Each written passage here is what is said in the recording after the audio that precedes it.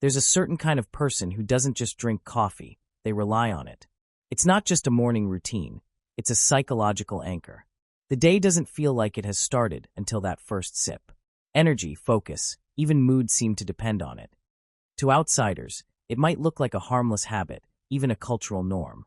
But when coffee becomes a consistent necessity rather than a casual choice, it often reflects deeper patterns in how the brain regulates energy, emotion, and performance. At its core, caffeine dependence is closely tied to the brain's reward and alertness systems. Coffee stimulates the central nervous system by blocking adenosine, a neurotransmitter responsible for promoting sleep and relaxation. When adenosine is suppressed, the brain becomes more alert, more active, and more focused. At the same time, caffeine indirectly increases dopamine activity, which enhances motivation and creates a subtle sense of reward. For people who consume coffee frequently, this combination becomes highly reinforcing. It is not just about feeling awake, it is about feeling capable. Over time, this repeated stimulation begins to shape behavior. One of the most common traits among heavy coffee drinkers is a reliance on external activation.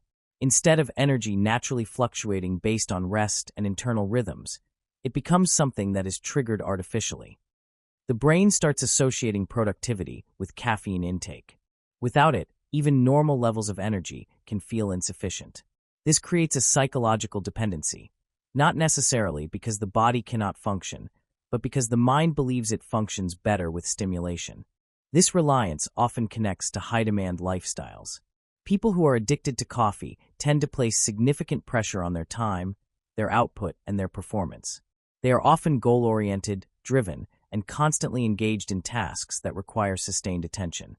Coffee becomes a tool that helps them maintain this pace. It allows them to push through fatigue, extend focus, and meet expectations that might otherwise feel overwhelming. In this sense, caffeine is not just a stimulant, it is a support system for a demanding cognitive environment. Another trait that frequently emerges is a reduced tolerance for low-energy states. Moments of fatigue, boredom, or mental slowdown become uncomfortable. Instead of allowing the body to rest or reset, there is a tendency to override these signals with caffeine. This creates a cycle where natural energy fluctuations are suppressed rather than managed. Over time, the individual may become less attuned to their own physical limits, relying on coffee to maintain consistency instead of adjusting their behavior to match their energy levels. There is also an emotional component to this habit. Coffee is often used not just for alertness, but for mood regulation. It can create a sense of comfort, stability, and familiarity. The ritual itself, preparing it, holding it, sipping it, becomes part of the experience. For some individuals, this ritual provides a moment of control in an otherwise unpredictable day. It is a small, repeatable action that produces a reliable effect. This predictability can be psychologically grounding.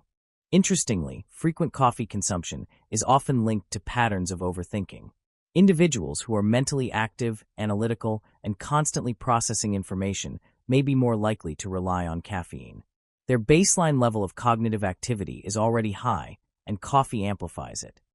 This can enhance focus in the short term, but it can also intensify mental loops. Thoughts may become faster, more persistent, and more difficult to disengage from. In this way, caffeine can both support and complicate cognitive processing.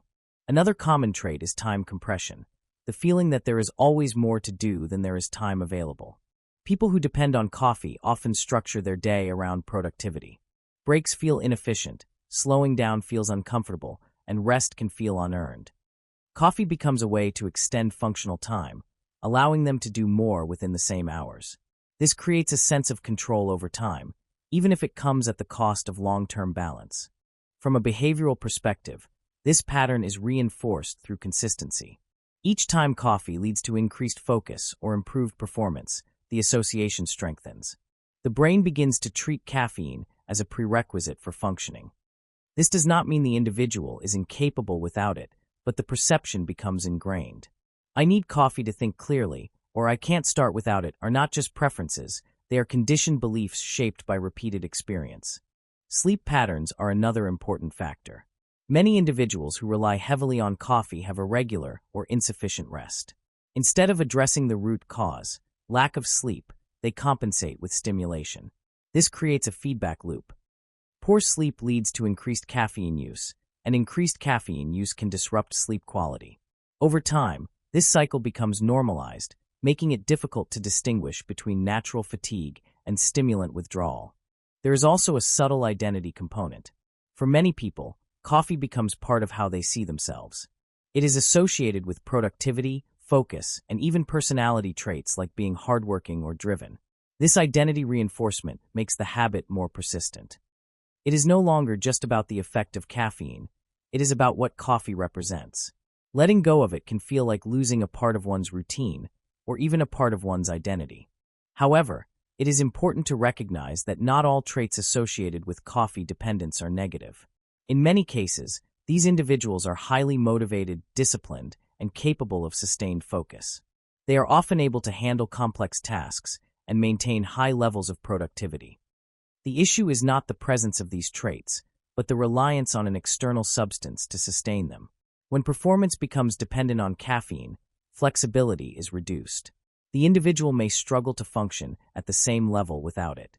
Another subtle effect is emotional regulation. While coffee can enhance mood in the short term, it can also create fluctuations. Increased alertness can sometimes come with increased anxiety, especially in individuals who are already sensitive to stress. The same stimulation that improves focus can also amplify tension. This creates a trade-off between productivity and calmness, which may not always be immediately noticeable. Over time, the brain adapts to regular caffeine intake. Tolerance develops, meaning that the same amount produces a smaller effect. This often leads to increased consumption, reinforcing the cycle further. What started as a single cup becomes multiple, not necessarily for enjoyment, but to maintain a baseline level of functioning. At this stage, the habit shifts from optional to expected. Breaking this pattern does not require eliminating coffee entirely. It requires understanding the role it plays. For some, it is primarily a stimulant. For others, it is a ritual, a coping mechanism, or a symbol of productivity. Identifying this role makes it easier to adjust the relationship with it. Instead of using coffee as the primary source of energy, it can become a supplement rather than a necessity. Ultimately, people who are addicted to coffee are not just responding to caffeine, they are responding to the demands of their environment and their own internal expectations. Their behavior reflects a desire to maintain energy, focus, and control in a world that constantly requires output. And once you understand that, the habit stops looking like a simple preference.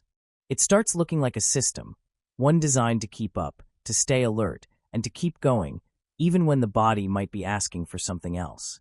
Because in the end, it's not just about coffee. It's about the need to keep functioning at a level that feels necessary. And coffee just happens to make that possible.